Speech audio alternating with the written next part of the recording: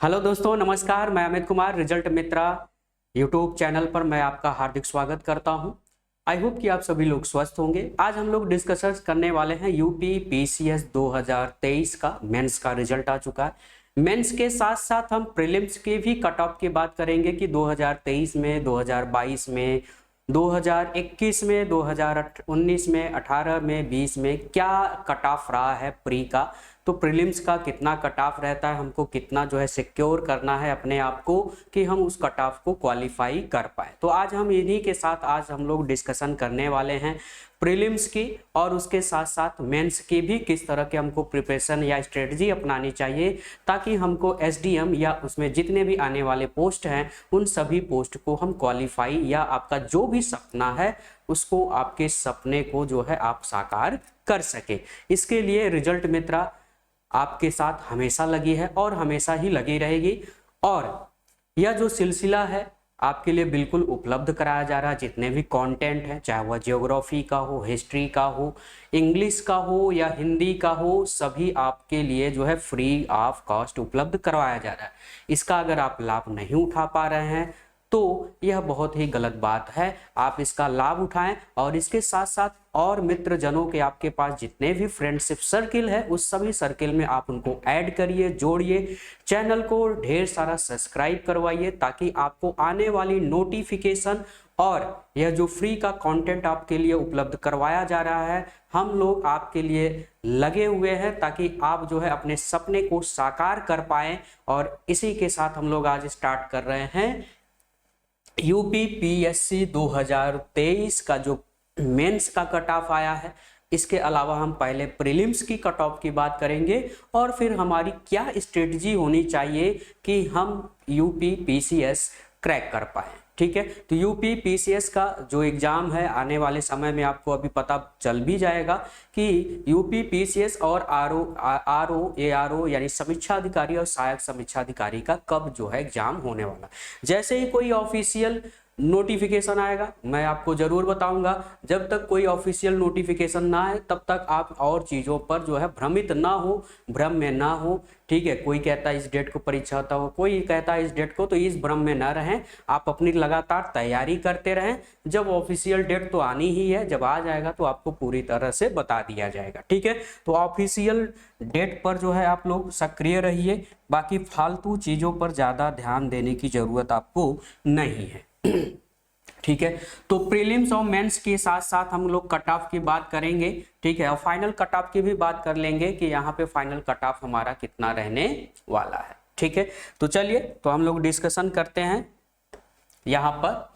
तो UP PCS 2023 का जो कट ऑफ रहा है, तो पहले हम थोड़े से कट ऑफ की बात कर लेते हैं कि कट ऑफ आपका क्या रहने वाला है कि आप एग्जाम को क्वालिफाई कर पाओ। ठीक है, तो यह 2023 के प्रीलिम्स का कट ऑफ है जनरल के लिए, जो जनरल हैं। ठीक है, तो जनरल कैटेगरी के लिए 116 मार्क्स का कट ऑफ रहा है, यानी लगभग 87। तो 87 यानी 86.7 या लगभग 87। अगर आपने 150 प्रश्न में से, आप जानते हैं कि ये जो कट ऑफ बनता है, कट ऑफ कहाँ से बनता है, तो इतना थोड़ा सा आपको तो पता ही होना चाहिए कि जो प्रीलिम्स होता है आपका, जो प्रीलिम्स का एग्जाम है, ठीक है, ये आपके दो पेपर होते हैं। एक तो होता है आपका जीएस पेपर 1, एक होता है आपका जीएस पेपर 1 या आप कह सकते हैं पेपर 1। ठीक है, पेपर 1 बोलें तो एक तो होता है आपका पेपर 1, ठीक है, और एक होता है आपका सी सैट जिसे पेपर 2 बोलते हैं। ठीक है, ये आपका पेपर 2 होता है। ये क्वालिफाइंग नेचर का होता है, यानी इससे आपका कट ऑफ नहीं होता है, कट ऑफ नहीं बनता है।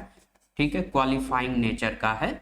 ठीक है, और पेपर 1 150 प्रश्नों का होता है। 150 प्रश्न यह आपके इतिहास, भूगोल सभी प्रश्नों से, यानी जो आप इतिहास पढ़ते हैं, भूगोल पढ़ते हैं, हिंदी पढ़ते हैं, तमाम चीजें जो रहती हैं वह यहाँ पर इंक्लूड है। हिंदी इसमें आता है, सॉरी, इसमें इतिहास, भूगोल, इंडियन कॉन्स्टिट्यूशन, ठीक है, साइंस, ठीक है, इकोनॉमिक्स, पॉलिटी, ये सारा इसी में आपसे पूछा जाएगा। तो 150 प्रश्न होते हैं।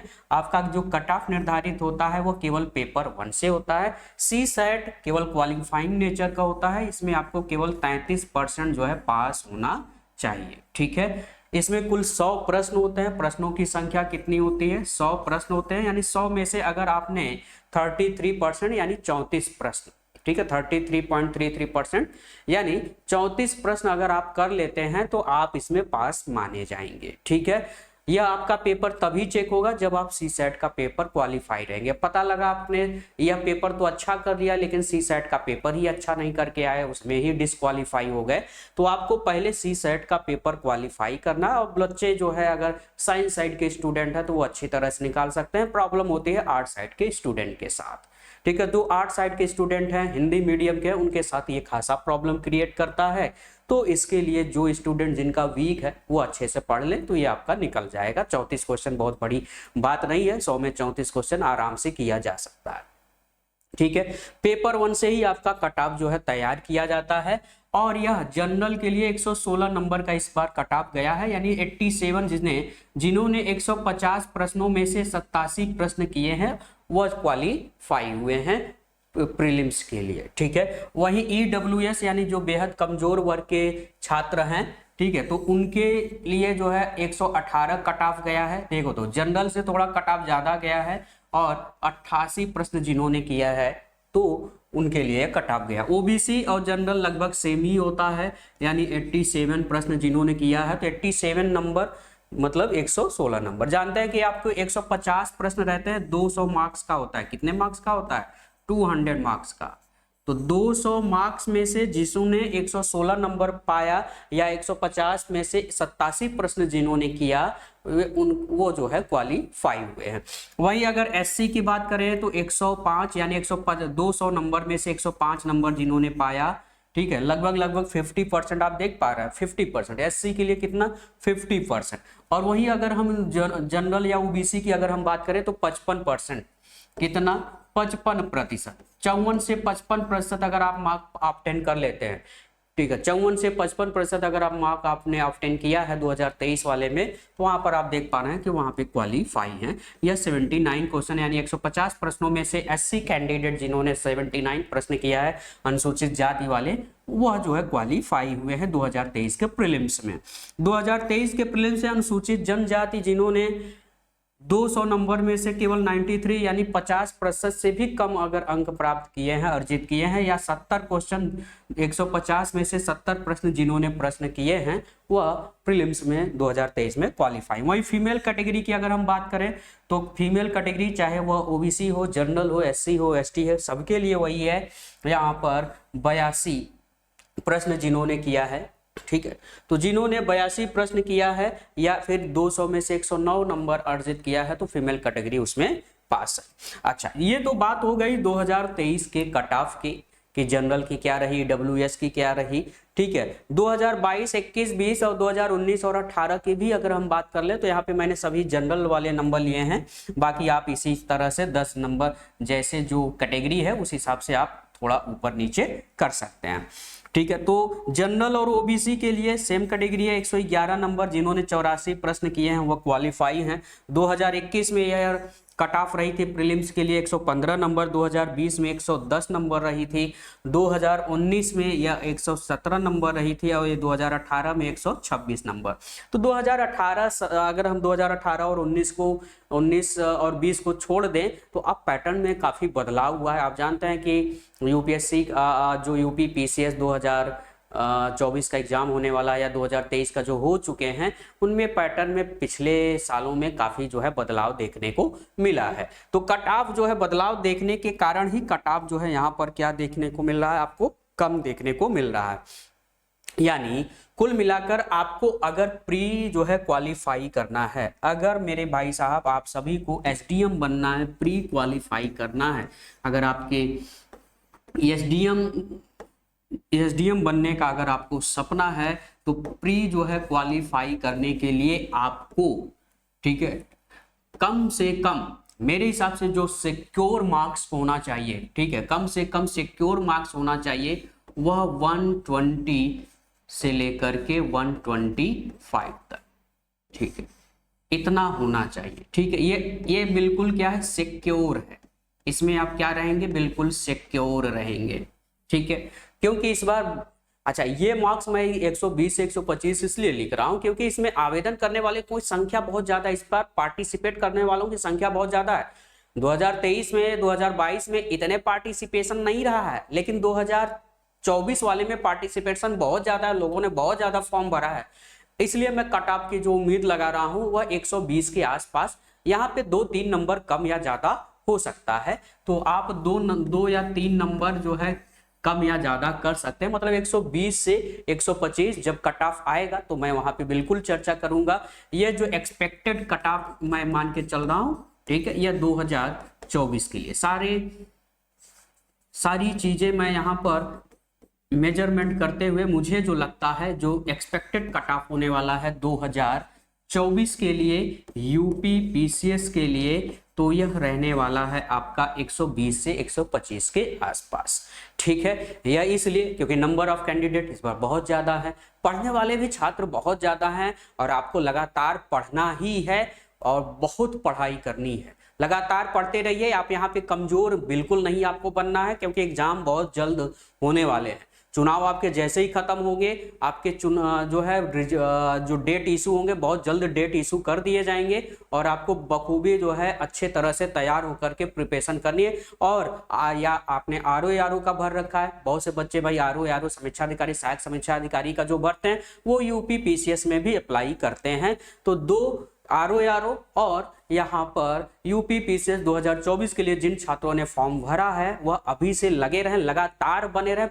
पढ़ते रहें मजबूती के साथ। अगर मजबूती के साथ नहीं अगर आप पढ़ेंगे तो आप फिर बेकार हैं। ठीक है, तो ये तो हमने बात कर ली प्रीलिम्स की। चलिए अब हम लोग थोड़ा सा बात कर लेते हैं कि यूपी पीसीएस में जो कट ऑफ रहा है, ठीक है, जो मेंस का, अभी मेंस का हाल ही में कल के डेट में जो है मेंस का कट ऑफ आया हुआ है, और उस मेंस के कट ऑफ में अलग अलग पदों के लिए क्या क्या यहाँ पे कट ऑफ रहा है उसकी अगर हम बात करें तो यहाँ पर अभी फाइनल रिजल्ट नहीं आया है। फाइनल रिजल्ट इंटरव्यू के बाद होगा, अभी इंटरव्यू लोगों का होगा, अभी यह केवल मेंस का 2023 के मेंस का रिजल्ट है। तो 2023 का जो मेंस का रिजल्ट है, 2023 पीसीएस मेंस रिजल्ट, ठीक है, तो अलग यहाँ पे सभी पदों के लिए क्या क्या है तो यहाँ पे मैं आपको बताता चलूं। ठीक है, उप जिलाधिकारी यानी एसडीएम के लिए यहाँ पे केवल टोटल जो है 41 पोस्ट है एसडीएम के लिए। ठीक है, यूआर के लिए यहाँ पे जो, ठीक है, तो मैं यहाँ पे यूआर अनुसूचित जनजाति, अनुसूचित जाति और ओबीसी की हम यहाँ पे केवल बात करेंगे। ठीक है, तो जिनका अंक 887 से 857 के बीच, यानी 857 से लेकर के 887 के बीच में जिनका अंक रहा है वह जनरल में एसडीएम पोस्ट के लिए क्वालिफाई है। ठीक है, यहाँ पे कट ऑफ क्या रही है तो जनरल के लिए 857 से लेकर के 887 के बीच में जिनका अंक रहा है वह क्वालिफाई रहे हैं। वहीं अनुसूचित जाति के लिए यानी जो एससी कैटेगरी हैं उनका 858 से 829 जो है यहाँ पे कट ऑफ गया है। वही अन्य पिछड़ा वर्ग, तो अन्य पिछड़ा वर्ग की पहले बाद में बात, चलो यहीं पे कर लेते हैं। ओबीसी कैंडिडेट के लिए, तो ओबीसी कैंडिडेट के लिए 856 से लेकर के 840, यानी ओबीसी कैंडिडेट जिन्होंने 800 मेंस में जिन्होंने रिटन एग्जाम दिया है 840 नंबर से ऊपर 856 तक, तो 840 से 856 के बीच वाले जो नंबर हैं, ठीक है, यहाँ तक जो पाए हैं ओबीसी में वह क्वालिफाई हुए हैं। ठीक है, बाकी हैंडीकैप्ड के लिए 857 से 847, दिव्यांग के लिए, हाँ ठीक है, यहाँ पर बाकी महिला भी कैटेगरी यही है, चाहे वह महिला हो चाहे पुरुष हो। ठीक है, तो यहाँ पर यही आपका जो है यूआर, एससी और एसटी के लिए ये आपका कट ऑफ है। ठीक है, तो यहाँ पर ये आपको ध्यान में रखना है, टोटल 41 पद थे। वहीं उप निबंधक पद के लिए, उप निबंधक, तो उप निबंधक पद के लिए टोटल यहाँ पर 20 पद हैं। अनारक्षित पद की अगर हम बात करें यानी यूआर का क्या जो यहाँ पे कट ऑफ गया है तो यह 874 से लेकर के 800, ठीक है, तो 874 से लेकर के 871, ठीक है, तो ये 871 से 874 के बीच में जिनका मार्क्स है, जिनका नंबर है, वह जो है इसमें क्वालिफाई है। ठीक है, 800 सॉरी यहाँ पे 821 है।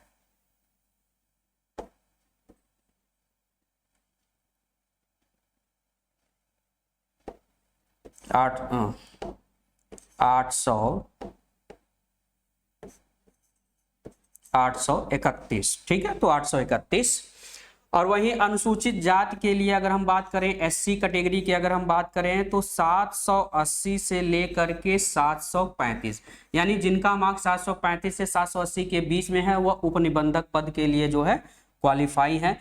अनुसूचित अगर जनजाति, इसमें अनुसूचित जनजाति नहीं था लेकिन यहाँ पे है। एसटी कैटेगरी के लिए अगर हम बात करें तो यहाँ पे एसटी कैटेगरी के लिए 842 नंबर, ठीक है, 842, ठीक है, तो 842 नंबर जिनका रहा है वह इसमें क्वालिफाई रहे हैं। वहीं अन्य पिछड़ा वर्ग अगर ओबीसी कैटेगरी की अगर हम बात करें तो 874 से लेकर के 700 के बीच, यानी जिन्होंने 700 से 874 नंबर के बीच में नंबर अगर पाया है तो वह उपनिबंधक पद के लिए, यानी जिसमें टोटल 20 पद हैं, उसके लिए क्वालिफाई हुआ है। वही अगर हम बात करें अधीक्षक कारागार के लिए, अधीक्षक कारागार के लिए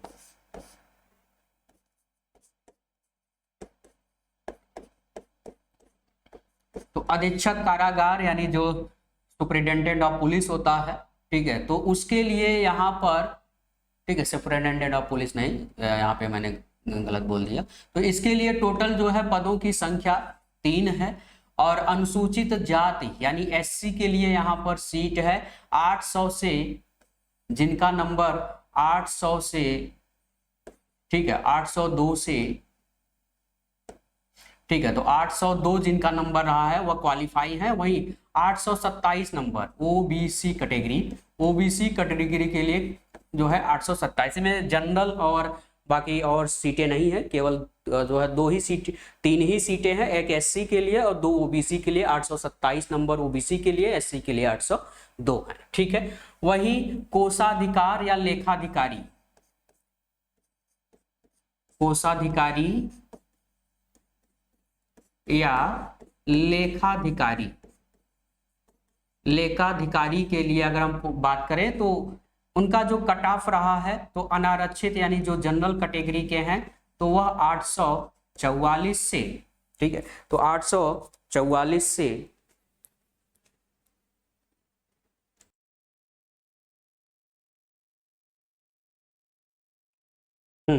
चल, तो यहाँ पे कोषाधिकारी और लेखाधिकारी के लिए जो यहाँ पे कट ऑफ रहा 844, यानी 838 से 844 जिनका रहा है वो जो है क्वालिफाई हुए। वही अगर एससी की अगर हम बात करें तो एससी के लिए 807 से 822, जिनका 807 से 822 नंबर रहा है रिटेन एग्जाम में, मेंस में, वह क्वालिफाई हुए हैं। वही अन्य पिछड़ा वर्ग की अगर हम बात करें ओबीसी कैटेगरी के लिए तो यह 833 से 834 नंबर रहा है, 834 नंबर रहा है। बाकी ईडब्ल्यूएस के लिए 835 नंबर रहा है। महिला के लिए यहाँ पर कोई अलग से कट ऑफ नहीं दिया गया है। वही जिला कमांडेंट होमगार्ड, जिला, यह भी एक अच्छा पोस्ट होता है। जिला कमांडेंट होमगार्ड के लिए जो पोस्ट निकला है, जो कट ऑफ आया है, तो यहाँ यूआर कैटेगरी के लिए 845 नंबर का कट ऑफ रहा है। वहीं कर निर्धारक अधिकारी, कर, तो यहाँ पे कर निर्धारण अधिकारी के लिए, कर निर्धारण अधिकारी,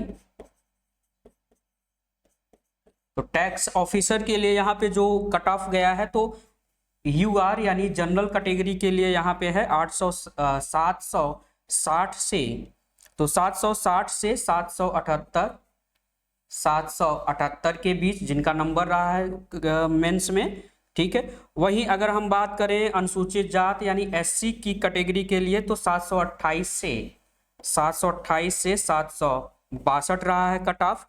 और वहीं अन्य पिछड़ा वर्ग यानी ओबीसी कैटेगरी की अगर हम बात करें तो ओबीसी कैटेगरी के लिए यहाँ पर गया है 740 से 759, ठीक है। तो ये कट ऑफ रहा है। बाकी महिला वर्ग के लिए जो यहाँ पर है तो ये 749 से 760, ठीक है, ये महिला का कट ऑफ रहा है।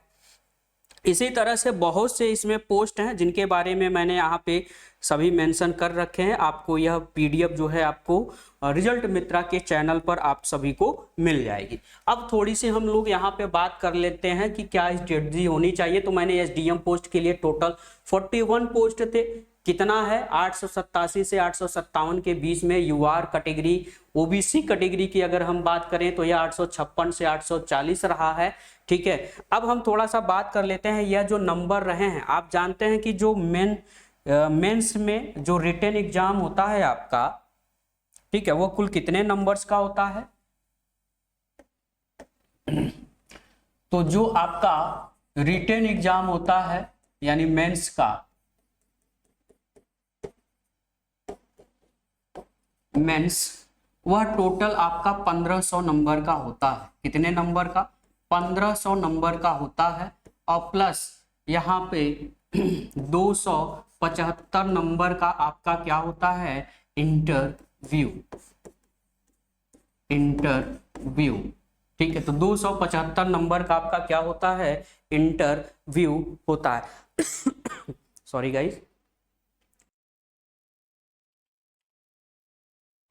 तो यहाँ पे 275 तो ये आपका होता है उसमें, ठीक है, यूपीएससी में यहाँ पे आपका 100 नंबर, ठीक है। तो 100 मार्क्स का आपका क्या होता है? इंटरव्यू होता है, ठीक है, नए पैटर्न के अनुसार 2024 के अनुसार, ठीक है। तो 1500 नंबर मतलब 100 नंबर का आपका जो मार्क्स 100 नंबर का आपका क्या होगा? ये आपका इंटरव्यू होगा,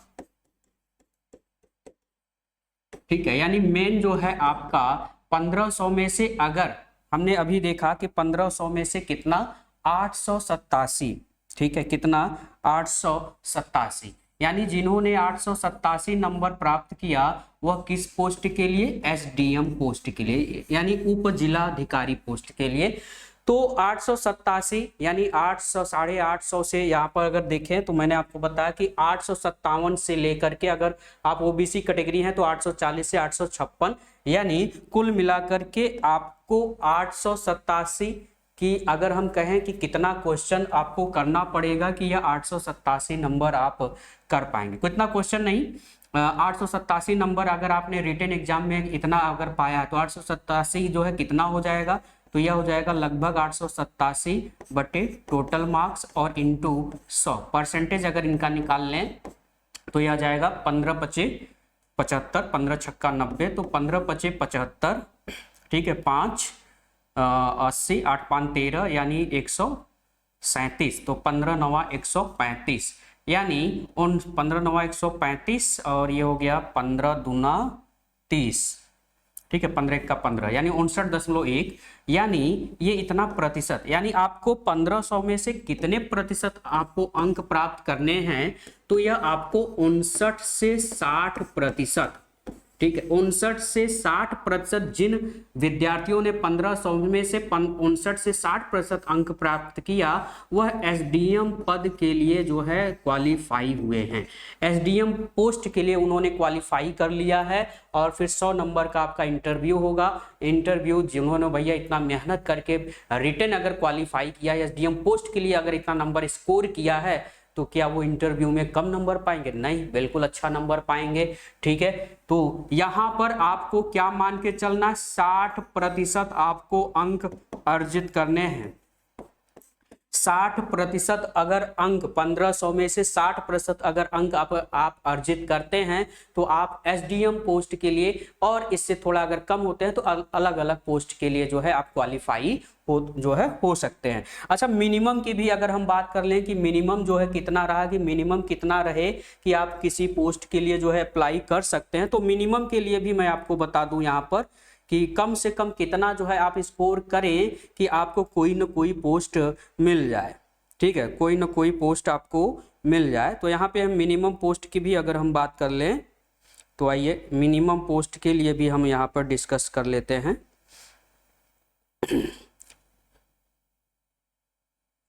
तो मिनिमम पोस्ट के लिए अगर हम बात करें तो यहाँ पर मैं मिनिमम पोस्ट का सबसे जो कम नंबर है वह भी एक बार देख लेता हूँ कि वह कितना जो है परसेंटेज बनता है। ठीक है, तो यहाँ पे सबसे जो कम नंबर रहा है तो यह रहा है उपकरापाल का पद है, जो कि 75 यानी 75 पद हैं, और यह सभी में सबसे कम नंबर रहा है। वही विधि अधिकारी के लिए भी जो है सबसे कम नंबर गया है। ठीक है, विधि अधिकारी 623। प्राविधिक सहायक यानी भू भौतिकी के लिए भी सबसे कम अंक जो है गया है। प्राविधिक सहायक के लिए भी जो है सबसे कम नंबर गया हुआ है। तो अगर हम सबसे कम की अगर हम बात करें, जहाँ पे मतलब एक जनरल, बाकी और सबके लिए तो जो है कम से कम आपको वो योग्यता होनी चाहिए। अगर आप केवल ग्रेजुएशन हैं, ठीक है, तो अगर आपने ग्रेजुएशन अगर आपने कर रखा है तो यहाँ पे जो सबसे कम मार्क्स गया है वह 709 गया है। ठीक है, और यह पद है उपकरापाल का। तो उपकरापाल पद के लिए 75 पद इसमें इस बार 2023 में रहे। पदों की संख्या इसमें थोड़ा ज्यादा रहती है। ठीक है, ये पद है उपकरापाल का। उपकरापाल पद के लिए 709 नंबर गया है 1500 में से। तो अगर हम इसके अगर हम बात करें कि इसका जो है कितना रहा, तो यह रहा, क्या करेंगे, 709 में 15 का भाग दीजिए तो 15 छक्का 15 पचे 75, 15 चौका 60, 109 हो जाएगा।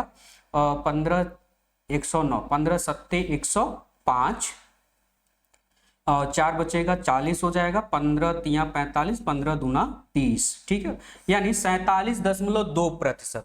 यानी जो सबसे लोवेस्ट पोस्ट है उस पोस्ट के लिए आपको कितना नंबर ऑब्टेन करना कि कोई ना कोई आपको पोस्ट मिल जाए, तो उस पोस्ट के लिए कम से कम आप 47 से 48%।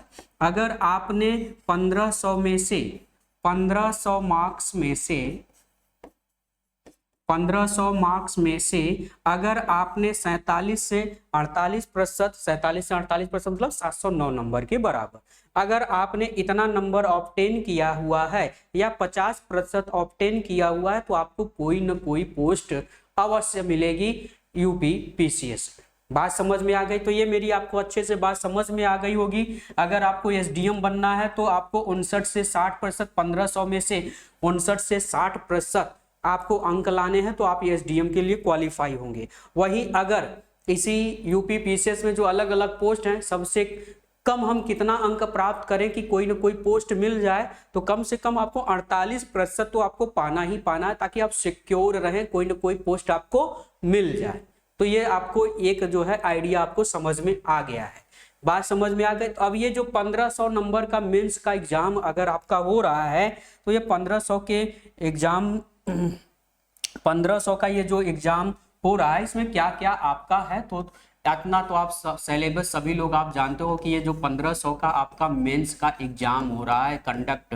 ठीक है, इसमें कुल कितने पेपर होते हैं, तो कुल 8 पेपर होते हैं भैया। कुल कितने पेपर 2024 के नए सिलेबस के अनुसार कुल कितने पेपर होंगे? 8 पेपर होंगे। इसमें ऑप्शनल नहीं है। 2024 से ऑप्शनल सब्जेक्ट नहीं है। ठीक है, यहाँ पर आप ऑप्शनल सब्जेक्ट नहीं है। यहाँ पे 6 जीएस के पेपर होंगे और 2 आपके कंपलसरी पेपर होंगे। एक तो आपका लैंग्वेज का पेपर होगा, मतलब हिंदी का। ठीक है, एक आपका पेपर होगा निबंध का यानी एस्से का। ठीक है, तो एक हिंदी का पेपर होगा, एक एस्से का पेपर होगा। हिंदी का पेपर आपका 150 नंबर का होगा, एस्से का भी आपका 150 नंबर का रहने वाला है। ठीक है, क्या सिलेबस है, क्या इसमें पूछा जाएगा, वो अभी हम आगे डिस्कस सिलेबस के बारे में बात करेंगे। तो हिंदी वाले पेपर में टाइम कितना मिलेगा आपको? 3 घंटे का आपको टाइम मिलने वाला है। 3 घंटे सभी में आपको 3 घंटे का टाइम मिलने वाला है। सभी प्रश्न पत्र में कुल कुल कितने पेपर होंगे? तो 8 पेपर होंगे। 8 पेपर में से हिंदी और एस्से हो गया। उसके बाद जीएस पेपर 1। जीएस पेपर 1 में क्या पूछा जाएगा अभी हम लोग डिस्कस करेंगे। तो जीएस पेपर 1 ये आपका 200 मार्क्स का होगा। टाइम वही होगा 3 घंटे का। फिर होगा आपका जीएस पेपर 2, यह भी आपका 200 नंबर का होगा। समय होगा आपके पास 3 घंटे का। जीएस पेपर 3 यह भी आपका 200 नंबर का होगा और यह भी आपका 3 घंटे का पेपर होगा। जीएस पेपर 4 यह भी आपका 200 नंबर का होगा, समय रहेगा आपका 3 घंटा। जीएस पेपर 5 यह भी आपका 200 नंबर का रहने वाला है, 200 नंबर का रहने वाला, समय वही है आपका 3 घंटा।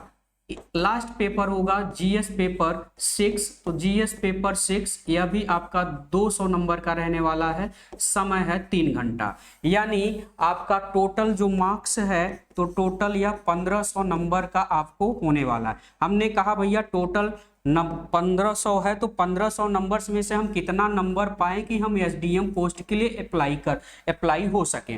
तो अगर आपको मेंस में एसडीएम पद के लिए क्वालिफाई होना है तो कम से कम आपको 60% यानी लगभग जो है 860 यानी 880 से 890 या 900 तक आप कर लें, 900 तक। ये एक सिक्योर मैं मान के चल रहा हूं कि अगर 60% यानी 880 से 890 अगर आपने जनरल के हैं, इतना नंबर अगर आपने पा लिया तो एसडीएम पोस्ट के लिए आप क्वालिफाई हो पाएंगे।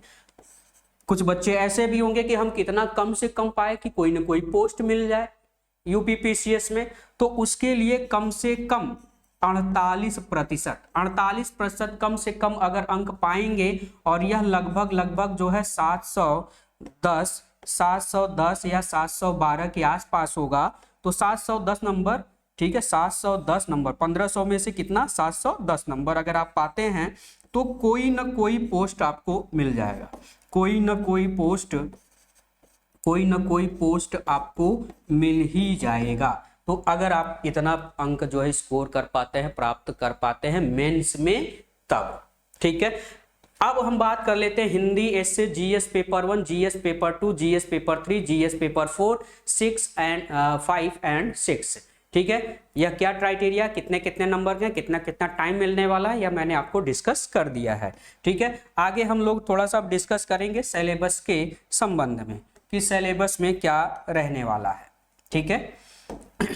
तो सिलेबस यूपीपीसीएस में सिलेबस हिंदी में क्या क्या पूछा जाएगा, तो गद्य खंड रहेगा, अवबोध एवं प्रश्नोत्तर रहेगा, संक्षिप्त सरकारी एवं अर्ध सरकारी पत्र लेखन, कार्यालय आदेश, सूचना, भूजल, शब्द ज्ञान का प्रयोग, ठीक है, उप एवं प्रत्यय, विलोम शब्द, वाक्यांश के लिए एक शब्द, वाक्य शुद्धि, लोकोक्ति एवं मुहावरे, यह सब जो आपके हिंदी में पूछे जाएंगे। वहीं मेंस में जो निबंध का है, ठीक है, निबंध में 3 खंड रहेंगे, 3 खंड में एक एक प्रश्न आपको, 3 खंड में 3 टॉपिक रहेंगे और 3 टॉपिक में से आपको एक एक जो है करना रहेगा।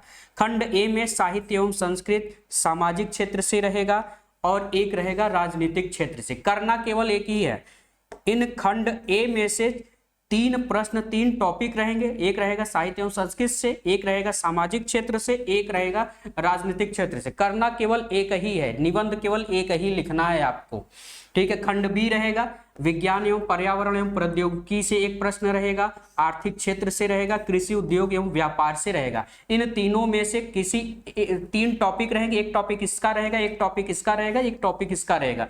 इन 3 में से किसी एक का ही आपको करना रहेगा। फिर खंड सी रहेगा, ठीक है, राष्ट्रीय एवं अंतरराष्ट्रीय कार्यक्रम से एक प्रश्न रहेगा, प्राकृतिक आपदा या भूस्खलन, भूकंप, जल प्रलय, सूखा, इससे भी एक प्रश्न रहेगा, और राष्ट्रीय विकास कार्यक्रम एवं परियोजनाओं से भी एक जो है प्रश्न रहेगा।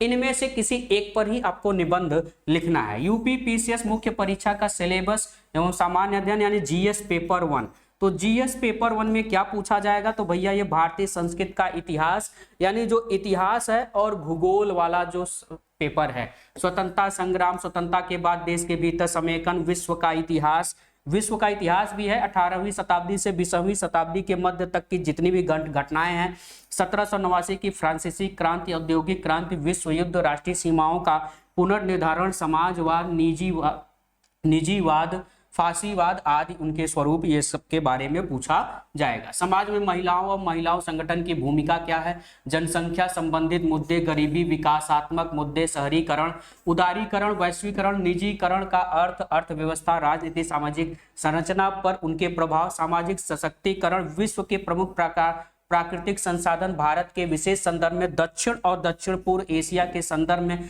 जल, मिट्टी, वन उद्योगों की अवस्थिति के लिए, ठीक है, भारत की विशेष संदर्भ में, भारत के लिए ज्यादा पूछा जाएगा। भौतिक भूगोल, भूकंप, सुनामी, ज्वालामुखी गतिविधि, चक्रवात, महासागरीय हवाएं, हिमनद और धाराओं के बारे में यहाँ पर पूछा जाएगा।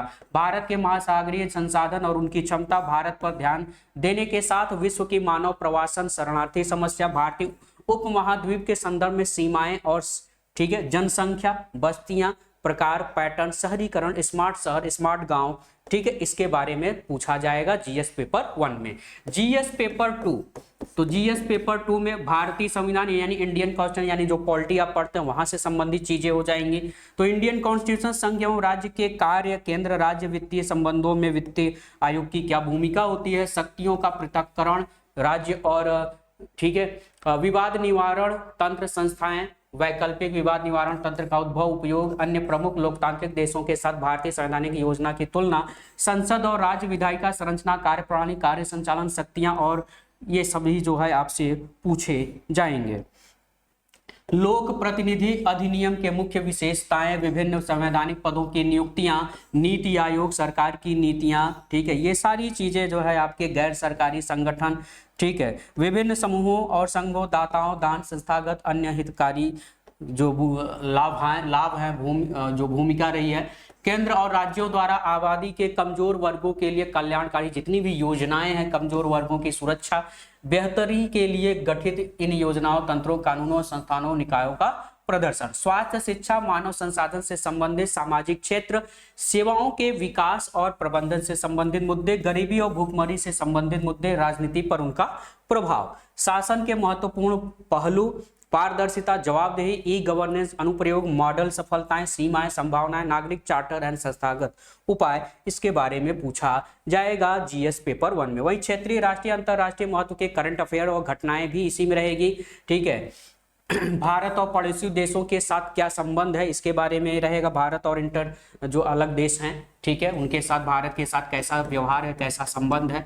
जीएस पेपर 3, भारत में आर्थिक योजना, उद्देश्य, उपलब्धियां, नीति आयोग, विकास, यानी यहाँ पे आपका इकोनॉमिक्स वाला लगभग पोर्शन आ जाता है। गरीबी, बेरोजगारी, सामाजिक न्याय, समावेशी विकास के मुद्दे, सरकारी बजट, वित्तीय प्रणाली के घटक, प्रमुख फसलें, विभिन्न प्रकार की सिंचाई, सिंचाई प्रणाली, कृषि उपज का भंडारण, परिवहन, विपणन, किसानों की सहायता में ई टेक्नोलॉजी, ठीक है, प्रत्यक्ष अप्रत्यक्ष कृषि सब्सिडी, सार्वजनिक खाद्य सुरक्षा के मुद्दे, कृषि में प्रौद्योगिक मिशन, सीमाएं सुधार, बफर स्टॉक, भारत में खाद्य प्रसंस्करण संबंधी उद्योग, कार्य क्षेत्र, महत्व स्थान, ठीक है, इसके बारे में आपसे पूछा जाएगा। स्वतंत्रता के बाद भारत में भूमि सुधार किस तरह से हुई है, अर्थव्यवस्था पर उदारीकरण और वैश्वीकरण के प्रभाव, औद्योगिक नीति में परिवर्तन और औद्योगिक विकास पर उनके प्रभाव, ठीक है। इंफ्रास्ट्रक्चर, ऊर्जा, बंदरगाह, सड़क, हवाई अड्डे, रेलवे, इनके बारे में बहुत गहन जो है अध्ययन आप लोग करिएगा। विज्ञान प्रौद्योगिकी, रोजमर्रा की जिंदगी में और अंतरराष्ट्रीय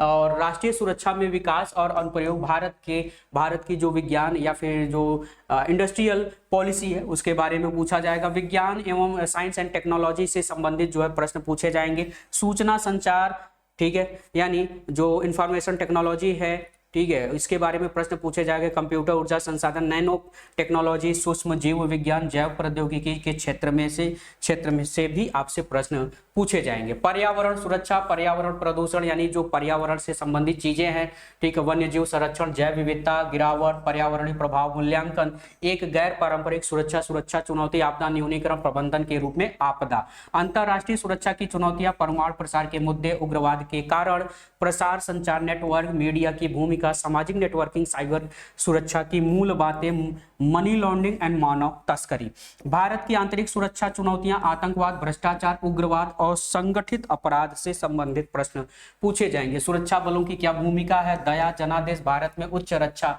संगठन, कृषि, बागवानी, वानिकी, पशुपालन से संबंधित प्रश्न जो है पूछे जाएंगे जीएस पेपर 3 में। जीएस पेपर 4, नैतिकता, मानव इंटरफेरेंस, मानव क्रिया में नैतिकता का सार, निर्धारक, निजी, यानी एक तरह से अब यहां पर आपका जीएस पेपर जो 4 है यह एथिक्स वाला पेपर आपका आ जाता है, ठीक है। दृष्टिकोण, सामग्री, संरचना, कार्य, प्रभाव, विचार एवं व्यवहार के साथ संबंध, नैतिक, राजनीतिक दृष्टिकोण, सामाजिक प्रभाव, ठीक है। सिविल सेवा के लिए योग्यता, मूलभूत मूल्य, ईमानदारी, निष्पक्षता, गैर पक्षपात, निष्पक्षता, सार्वजनिक सेवाओं के प्रति समर्पण, कमजोर वर्गों के प्रति सहिष्णुता और करुणा का भाव। यानी एक तरह से आपका यह एथिक्स वाला जो है पोर्शन है, भारत और दुनिया के नैतिक विचारकों, दार्शनिकों का क्या योगदान रहा है, इससे जो है संबंधित प्रश्न आपसे पूछे जाएंगे।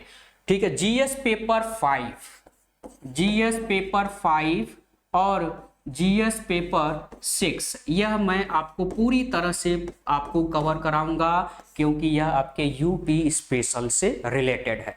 तो यूपी स्पेशल से यूपी का इतिहास, उत्तर प्रदेश का इतिहास, उत्तर प्रदेश की सभ्यता, उत्तर प्रदेश की संस्कृति, उत्तर प्रदेश का प्राचीन शहर, उत्तर प्रदेश का स्थापत्य, उत्तर प्रदेश का महत्व, अनुरक्षणीयता, संग्रहालय, अभिलेख, पुरातत्व, भारत के 1857 के पूर्व, तो 1857 के पूर्व जो है उत्तर प्रदेश कैसा था, और बाद जो है स्वतंत्रता संग्राम के बाद उत्तर प्रदेश में क्या योगदान रहा है, किन किन लोगों का योगदान रहा है। उत्तर प्रदेश के प्रख्यात स्वतंत्रता सेनानी और शख्सियतें कौन कौन हैं। उत्तर प्रदेश ग्रामीण, शहरी और जनजातीय मुद्दे, सामाजिक संरचना, त्योहार, मेले, संगीत, लोक नृत्य, साहित्य, भाषाएं, बोलियां। उत्तर प्रदेश की सामाजिक रीति रिवाज, उत्तर प्रदेश की राजनीतिक व्यवस्था, शासन, राज्यपाल, मुख्यमंत्री, मंत्रिपरिषद, राज्य विधानसभा और राज्य परिषद और केंद्र राज्य परिषद, यानी हमारे उत्तर प्रदेश और केंद्र राज्य के बीच में क्या रिलेशन है उसके संबंध में है।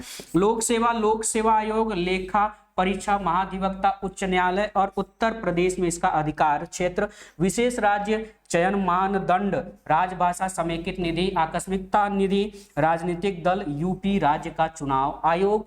तो ये मैं आपको यूपी स्पेशल पूरा कवर कराऊंगा पेपर 5 और 6।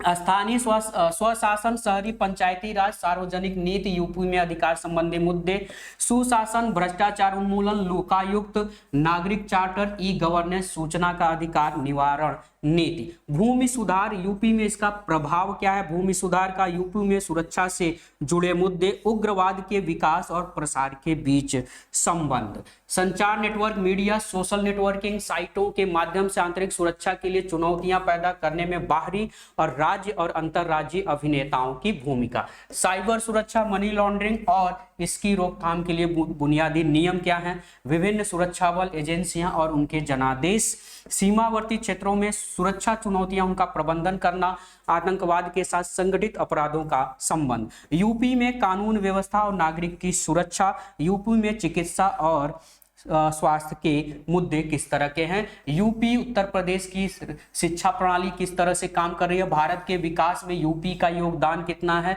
यूपी का करंट अफेयर, उत्तर प्रदेश में जल शक्ति मिशन और अन्य केंद्रीय कल्याणकारी योजनाओं का कार्यान्वयन, उत्तर प्रदेश में एनजीओ मुद्दे, योगदान एवं प्रभाव, यूपी में पर्यटन मुद्दे और संभावनाएं।